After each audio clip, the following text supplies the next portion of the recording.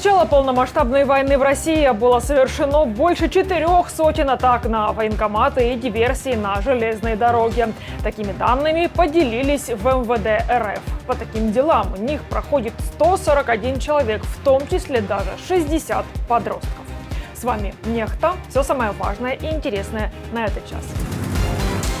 Медведев в бешенстве. Зеленский заявил, что Украина претендует на Краснодарский край, Белгородскую, Брянскую, Воронежскую, Курскую, Ростовскую области Росії. Сьогодні мною підписано указ про історично населені українцями території Російської Федерації. Це повернення правди про історичне минуле заради українського майбутнього.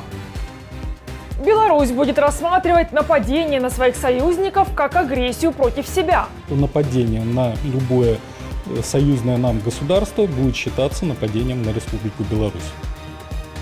Израиль не прекратит бои в Газе в обмен на освобождение заложников.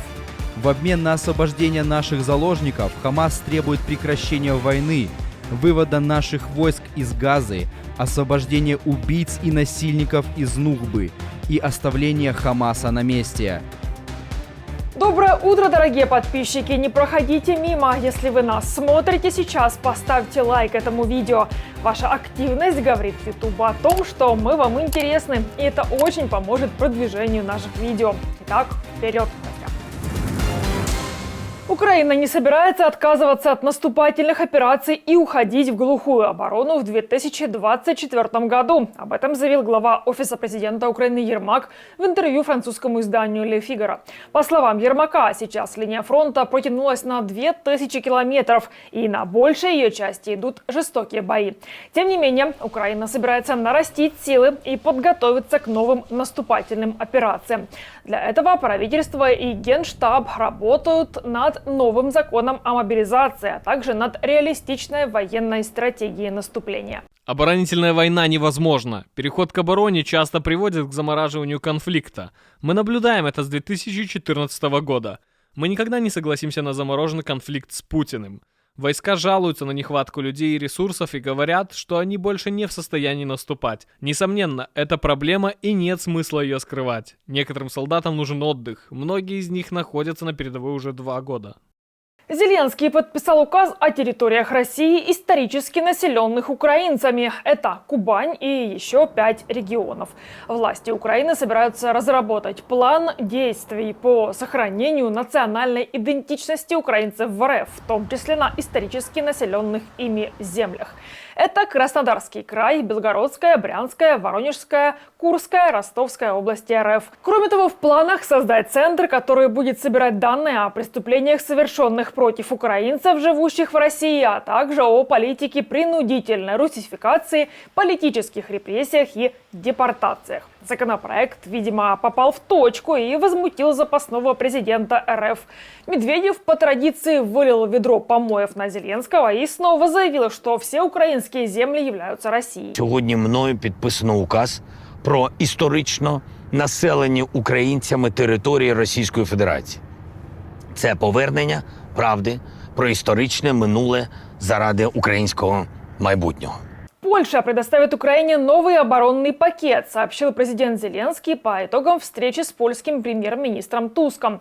Впервые со времени назначения на должность он посетил Киев. С Зеленским договорились о новой форме взаимодействия по увеличению масштабов закупок оружия, а также, кроме того, обсудили возможность будущего совместного производства.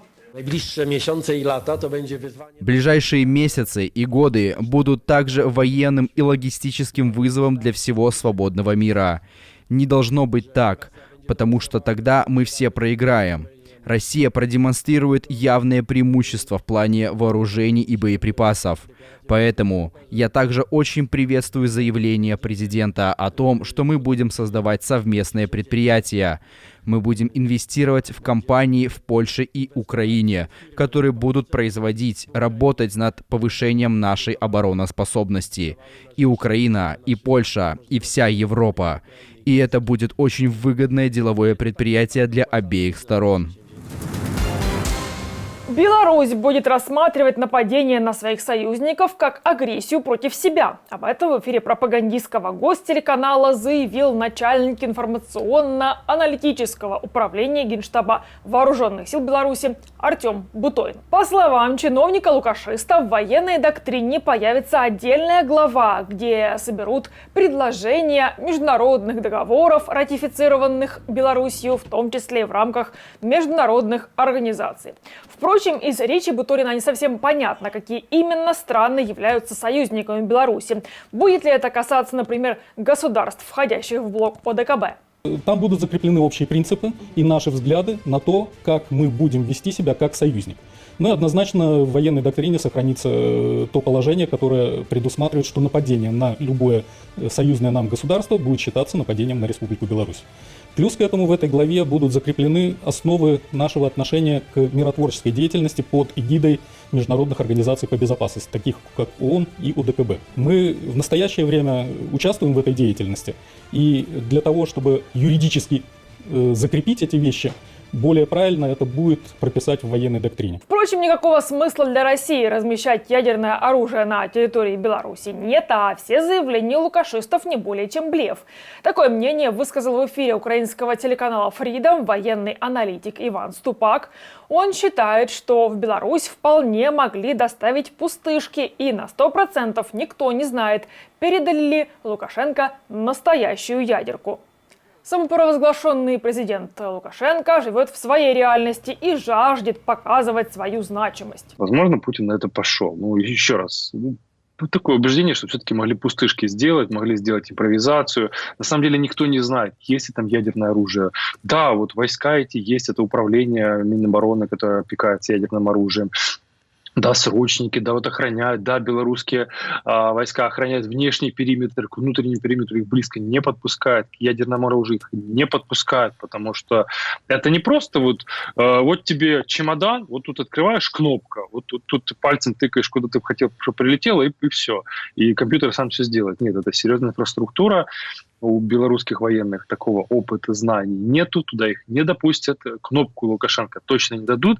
Возможно, на что Лукашенко рассчитывает, что раз ему привезут, то никто уже не заберет, и в случае проигрыша Российской Федерации все останется у него. И он такой вот, знаете, мне оставили машину в гараже краденую посторожить, воришка попался, а машина осталась мне. Я сейчас оформлю ее как свою собственность.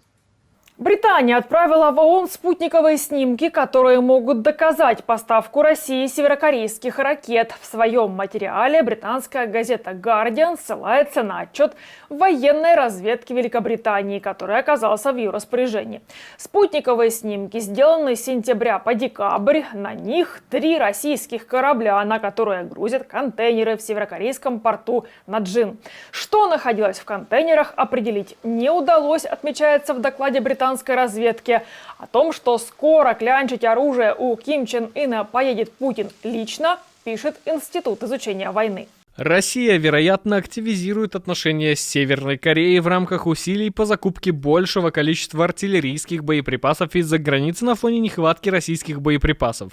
МИД Северной Кореи заявил 20 января, что президент России Владимир Путин выразил готовность посетить Северную Корею в ближайшее время во время своей недавней встречи с министром иностранных дел Северной Кореи Чхве Сон Хи в Москве. Последний раз Путин посещал Северную Корею в 2000 году, и его возобновившийся интерес к углублению российско-северокорейских отношений, вероятно, является частью растущих усилий России по закупкам боеприпасов из-за границы. В Кремле подтвердили, что визит готовится, впрочем, не уточнили его даты. Россия не признается в получении ракет от КНДР, но США и их союзники считают передачу ракет установленным фактом. КНДР продает свои ракеты РФ не только ради денег, пишет Bloomberg. Издание отмечает, что продажа оружия является важным источником иностранных доходов, в чем остро нуждается пострадавшая от санкций экономика Северной Кореи. 2 миллиона боеприпасов Российская Федерация способна по подсчетам ГУР ежегодно вырабатывать самостоятельно. Но здесь на самом деле есть варианты, связанные с тем, что это такое. То есть либо это производство с нуля, либо же установление боеприпасов, ремонт. То есть это достаточно серьезное подспорье, и я изначально всегда говорил, когда речь шла о том, что Северная Корея будет поставлять боеприпасы, то это серьезная проблема. Почему? Потому что это так или иначе будет лететь на наши головы. Да, безусловно, была информация о том, что эти боеприпасы некачественные из Северной Кореи. Да, безусловно, была информация о том, что они летят не точно. Если летят не точно, то тогда необходимо брать будет количеством. Если брать количеством, то это идет износ стволов. Если износ стволов, то это возникает следующая проблема, эти стволы нужно будет менять. Но так или иначе, все равно, если из сотни боеприпасов попадает один в цель, то от этого никому не легче. 100% налог на роскошь предложила ввести Симонян. Давно уже она не высказывала никакой дичи, но вот исправляется. На шоу Соловьева пропагандистка заявила, если уж российские селебрити готовы тратиться на голые вечеринки, то пусть отдают часть денег на войну, считает фанатка платьев Дольче и Габбана. Пропагандистка также высказывала такую идею в выпуске своей программы и ранее, ведь, по ее словам, она уже и мужа приучила ввести традицию, если он дарит ей сережки, столько же денег отправляет на войну. Общество даже неизвестно, что больше возмутило. Носок на, извините, половом члене или 20 миллионов рублей на женской попе. Я предлагаю ввести 100% налог на роскошь. Но если ты готов потратить 20 миллионов на изумруд, значит, потратить те же 20 миллионов на антидроновые ружья, на дроны, на бронежилеты, на все, о чем просят бойцы. Отбирать имущество в России будут за критику власти и нежелание воевать. В Госдуму уже внесли проект закона о конфискации имущества для осужденных за так называемые фейки. Также предлагается лишать виновных званий и госнаград. Ранее законопроект уже одобрило правительство РФ. По информации правозащитного проекта ОВД-Инфо, который ведет независимый подсчет уголовных дел по этим статьям, за время войны фигурантами дела военных фейках стал 261 человек. Ну а о дискредитации российской армии 155. Законопроект позволит конфисковывать деньги, ценности или иное имущество, используемые или предназначенные для финансирования преступной деятельности против безопасности Российской Федерации. Законопроект направлен в том числе на деятелей культуры, которые поддерживают нацистов, льют грязь на нашу страну, солдат и офицеров, участвующих в СВО. Каждый, кто пытается разрушить Россию, предает ее, должен понести заслуженное наказание и возместить нанесенный стране ущерб за счет своего имущества. Израиль не прекратит бои в Газе в обмен на освобождение заложников, заявил премьер-министр Израиля Нетаньяху. Глава правительства встретился с родственниками 136 заложников, которые до сих пор удерживаются в Газе. Нетаньяху пришлось даже прервать заседание правительства. Около 20 израильтян прервали заседание одного из парламентских комитетов в Иерусалиме. Они ворвались в здание Кнессета с плакатами и фотографиями людей, находящихся в заложниках в секторе Газа. Требовали от правительства принять более решительные меры по освобождению их близких. Я полностью отвергаю условия капитуляции, выдвигаемые монстрами Хамаса. В обмен на освобождение наших заложников Хамас требует прекращения войны, вывода наших войск из Газы, освобождения убийц и насильников из Нухбы и оставления Хамаса на месте. Если мы согласились на это, наши солдаты пали бы напрасно. Если бы мы согласились на это, мы не смогли бы обеспечить безопасность наших граждан. Мы не сможем безопасно вернуть эвакуированных в свои дома. И следующее, 7 октября, станет лишь вопросом времени. Я не готов принять такой смертельный удар по безопасности Израиля, поэтому мы не согласимся на это.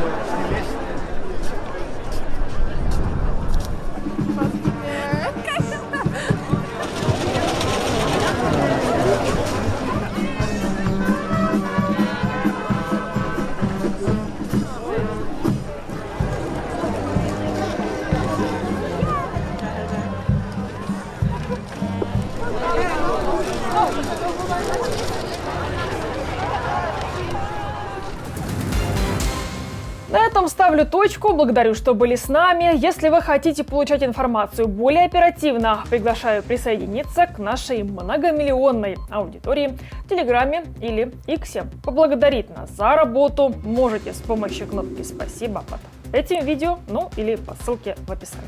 До новых встреч, хороших вам новостей. Слава Украине! Живи Беларусь!